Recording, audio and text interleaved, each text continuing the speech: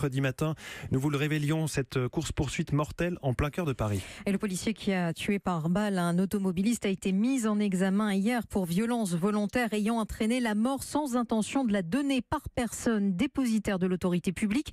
Des faits passibles de la cour d'assises. Il a été placé sous contrôle judiciaire et a l'interdiction d'exercer sa profession. Écoutez son avocat, maître Laurent Franck-Liénard. D'abord, il demande au conducteur du scooter de l'approcher de la voiture en fuite, de manière à pouvoir donner l'immatriculation de la voiture sur les ondes, pour permettre son identification.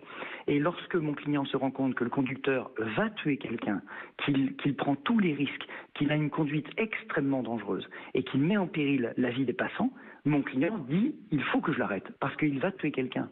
Mon client, il était désespéré hier parce qu'il avait abattu un homme. C'est très très dur à gérer quand vous avez 23 ans et que vous avez tué quelqu'un sans le vouloir. Pour un policier qui a sauvé des vies et qui a décidé d'ouvrir le feu sur ce fuyard parce que c'était indispensable, il se retrouve mis en examen et il se retrouve interdit d'exercer ses fonctions. C'est-à-dire que demain matin, il ne paye plus son loyer et il ne mange plus. La famille du jeune homme tué ne comprend pas de son côté les raisons de cette course-poursuite. Maître Olivier Lambert.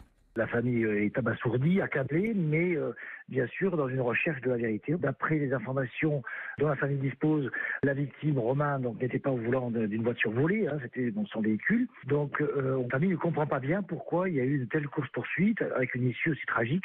C'était un jeune homme qui travaillait, qui se levait extrêmement tôt pour aller à Rungis, à l'ouverture du marché. Donc c'était quelqu'un qui avait une activité professionnelle.